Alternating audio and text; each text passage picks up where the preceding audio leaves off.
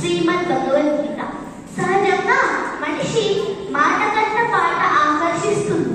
ఆ పాట ఎవరో కాదు, సాక్షాత్ పరమాత్ముడు పాడితే అది ఉల్లోకాలను మంత్రముగ్ధుల్ని చేస్తుంది. గీ అంటే త్యాగం, తా అంటే తత్వజ్ఞానం. త్యాగం, తత్వజ్ఞానం బోధించేదే భగవద్గీత. భగవద్గీతను గీతోపనిషత్ అని కూడా పిలుస్తారు. వేదవ్యాసుడు రాసిన మహాభారతంలోని భీష్మ పర్వంలో 700 శ్లోకాలు 18 రూపంలో దర్శనమిస్తుంది. ఇది కేవలం పుస్తకం కాదు, జీవిత ఎక్కడను ధైర్యాన్ని, ధర్మాన్ని బోధించే అత్యాత్మ గ్రంథం. వివేకానంద, గాంధీ వంటి మహనీయులు దీన్ని జీవిత మార్గదర్శక గ్రంథం అని భావించాలి. గీతా గంగా గాయత్రి గోవిందుడు. గీతా గంగా చ గాయత్రి గోవిందేతి హృదయస్థితే చతుర్గాకార సంయుక్తే పునర్జన్మన విద్యతే.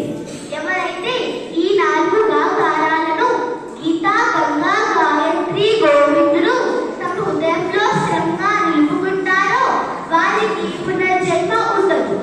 గీత చెప్పిన జీవన సూత్రాలు: మనిషి ఖాళీ చేతితో వస్తాడు, ఖాళీ చేతితోనే వెళ్తాడు. పోయే లోపల 10 మందికి ఉపకారం చేస్తే ఆ పుణ్యం మన పాపాన్ని మూలిస్తుంది. ఇతర గ్రంథాలు ఎందుకు కష్టాలు వస్తాయో చెబుతాయి, కష్టాలు పోతాయో చెప్పేది ఒక భగవద్గీత మాత్రమే. 18వ అధ్యాయం మోక్ష యొక్క సారాంశం. ఇది మొత్తం గీతా యొక్క సారాంశం. జీవిత రహస్యాన్ని వెల్లడించే మహా అధ్యాయం. జమైన సన్యాసం, త్యాగం. మనలో చాలా మంది పనులను వదిలిమే త్యాగం అనుకుంటాం. ఫలంపై ఆశ లేకుండా అహంకారాన్ని విడిచిపెట్టి కర్తవ్యాన్ని చేయడమే జమైన సన్యాసం అని గీత చెబుతోంది. పనిని వదిలేయడం కాదు, పని చేస్తూనే లోపల స్వార్థాన్ని విడిచిపెట్టడం, అదే మహాతత్వం. జీవనం నడిపించే 3 గుణాలు మనిషిని అతని బలం కాకుండా అతని గుణాలు నడిపిస్తాయి.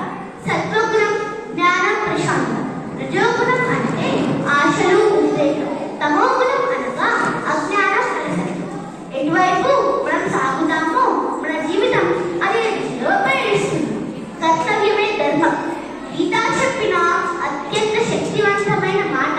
నీకు నచ్చకపోయినా నీ కర్తవ్యం నీ బాధ్యత. పరుగు పంతంలో గెలుపు ఓటమి దేవుని పని, పరిగెత్తడం మన పని. శరణాగతి పరమ ఆయుధం. అధ్యాయం చివరిలో చెప్పిన మహామంత్రం సర్వధర్మాన్ పరిత్యజ్య మామేకం శరణం వ్రజ. అర్థం: అర్జున, నీ భయాలు, సందేహాలు, బాధలు అన్నీ పక్కన పెట్టి నా మీద నమ్మకం ఉంచు, నేను నిన్ను రక్షిస్తాను. దేవునిపై విశ్వాసం అంటే కూర్చొని వేచడం కాదు, ధైర్యంగా నిలబడి కర్తవ్యాన్ని చేయడం. త్యాగం 3 రకాలు: యజ్ఞం, దానం, తపస్సు. ఇవి 3 ఎప్పుడూ వదలాలి. ఇవి మనిషిని పవిత్రం చేస్తాయి. శ్రీమద్ భగవద్గీత ఉపనిషత్తుల సారం, బ్రహ్మ విద్య, యోగ శాస్త్రం, శ్రీకృష్ణ అర్జున సంభాషణ, 18 అధ్యాయాలు, 700 శ్లోకాలు, మహాగ్రంథం. చివరి సందేశం: కృష్ణుడు దేవుడు అయిన